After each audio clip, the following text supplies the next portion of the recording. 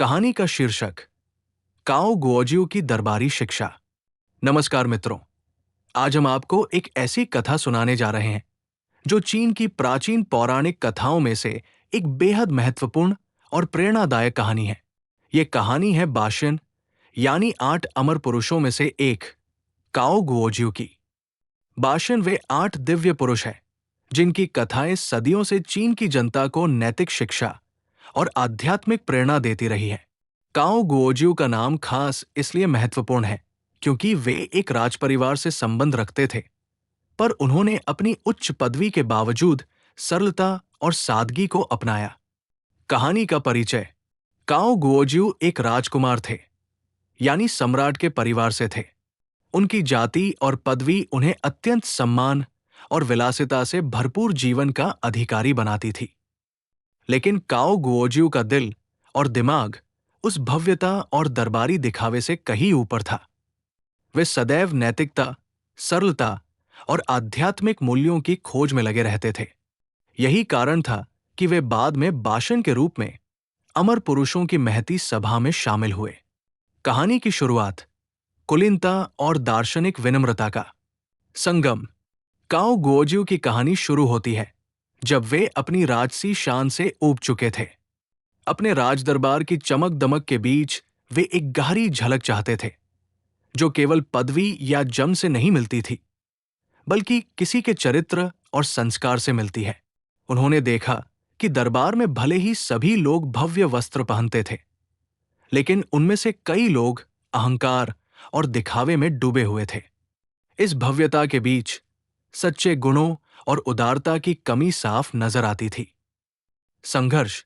दरबार की दिखावे की समस्या। दरबार में राजसी रस्में और परंपराएं बहुत महत्वपूर्ण मानी जाती थी। काओ गुओजियो के लिए यह सबसे बड़ी चुनौती थी कि वे कैसे इस दिखावे और अहंकार को पार कर एक सच्चा मार्ग खोज सकें। दरबार के लोग, जिनका ध्यान केवल पद और प्रतिष्ठा पर था, वे काओ गुओजियो की विनम्रता और सरलता को समझने में असमर्थ थे। कई बार वे काओ गुओजियो को कमजोर समझने लगे, क्योंकि वे राजसी शान के बजाय सदाचार को महत्व देते थे। मोड़। रस्मों से करुणा की ओर यात्रा। काओ गुओजियो ने महसूस किया कि केवल रस्मों का पालन करना और दिखावा करना पर्याप्त नहीं है।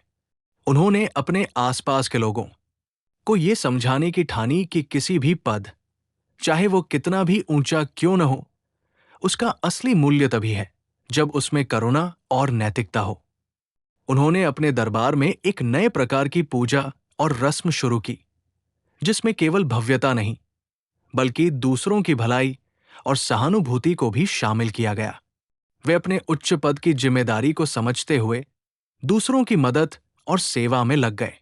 उनके कार्यों ने यह साबित किया कि पदवी केवल एक नाम मात्र की चीज नहीं है, बल्कि उसके साथ सही आचार और व्यवहार भी जुड़ा होना चाहिए।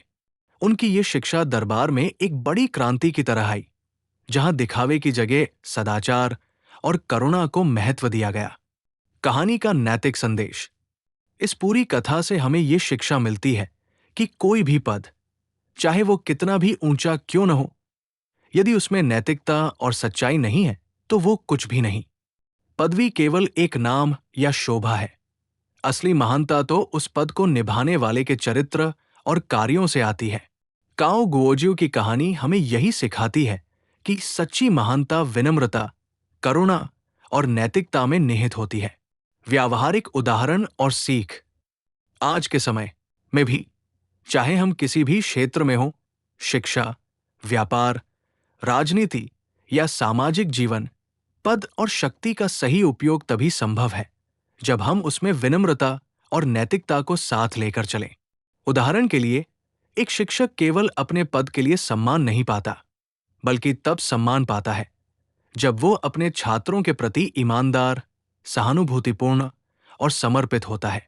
इसी प्रकार एक नेता का असली मूल्य तब होता है जब वो अपने पद का उपयोग जनता की सेवा में करता है, न कि केवल दिखावे के लिए।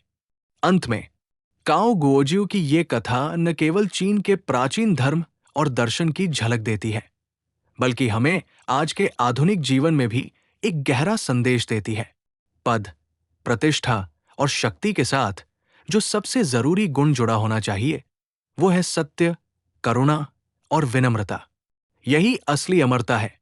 तो मित्रों, इस कहानी से हम सीखे कि दरबार की शान कुछ भी नहीं अगर उसमें आचरण की शुद्धता न हो।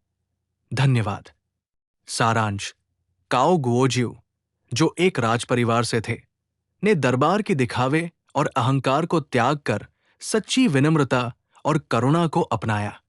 उन्होंने ये दिखाया कि पद केवल नाम नहीं, बल्कि सही आचार और नैतिकता के साथ निभाया जाना चाहिए।